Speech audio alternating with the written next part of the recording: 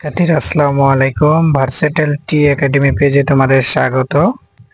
আজকে আমরা আলোচনা করব নবম শ্রেণীর বাংলা বইয়ের চতুর্থ অধ্যায়ের প্রথম পরিচ্ছেদ ৮৩ পৃষ্ঠা। এই ৮৩ পৃষ্ঠায় একটা ছক দেওয়া আছে, সেই ছকটাকে তোমাকে পূরণ করতে হবে উদাহরণ সহ। ছকটা আমরা একটু দেখি। এখানে বলেছে লগ্নক, কি কি আছে? বচন, নির্দেশক, বলক, শব্দ, বিবৃতি, ক্রিয়া বিবৃতি। এবার উদাহরণ দিতে বলেছে। তো আমরা এই সবটি সমাধান করার পূর্বে আমরা একটু জেনে নেই লগ্নক জিনিসটা কি।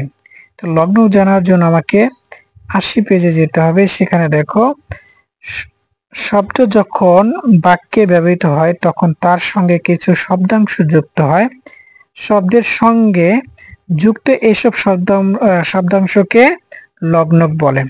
অর্থাৎ শব্দ যখন বাক্যের ব্যবহৃত হয় তখন তার সঙ্গে কিছু শব্দাংশ যুক্ত হয়। শব্দের সঙ্গে যুক্ত এইসব শব্দাংশকে লগ্নক বলে।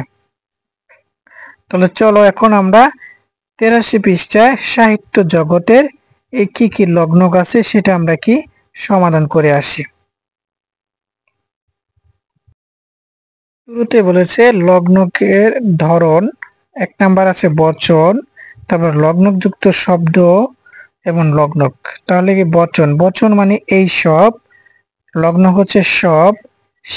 শিল্প বাটিদের দের। এরপরে ২ নাম্বার আছে নির্দেশক, একটি। লগ্নক হচ্ছে টি। কথাটা টা হচ্ছে লগ্নক। কয়েকজন জন হচ্ছে লগ্নক।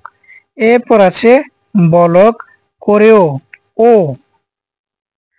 তারপর আছে জন্যই ই, সেখানেই ই।